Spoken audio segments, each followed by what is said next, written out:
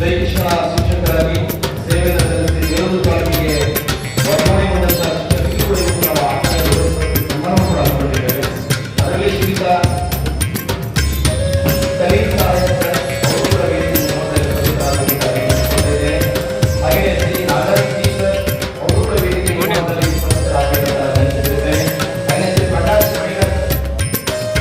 ಅವರು ಕೂಡ ಬರಬೇಕು. ಜೊತೆಗೆ ಶ್ರೀ ಬಸವರಾಜ್ ಶ್ರೀ ಸಂಗಪ್ಪ ಭಾರತಿ ಶ್ರೀ ಮುಂದೆ ಮೊದಲನೇ ಸಾಲಿನಲ್ಲಿ ಉಪಸ್ಥಿತರಿರಬೇಕು. ಏಕೆಂದರೆ ತಮ್ಮ ಅಮೂಲ್ಯವಾದಂತಹ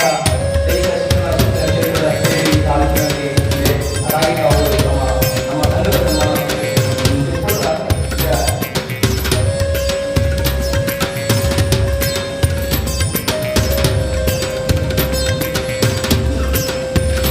ಮುಂದಿನ ಹಂತದಲ್ಲಿ ಮೇಡಮ್ ಅವರು ಕಾರ್ಯವನ್ನು ಮಾಡಿಕೊಡುತ್ತಾರೆ.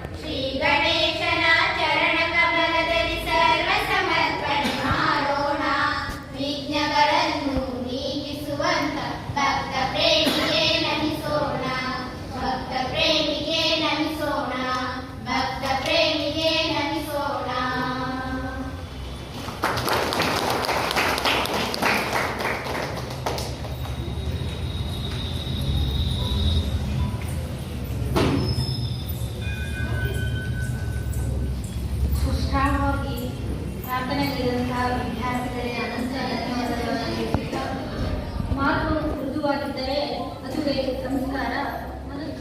ಅವರಿಗೆ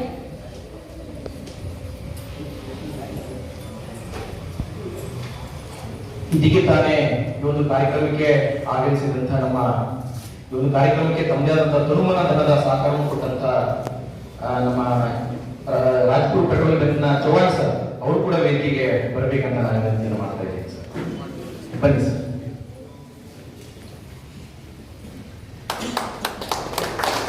ಮಕ್ಕಳು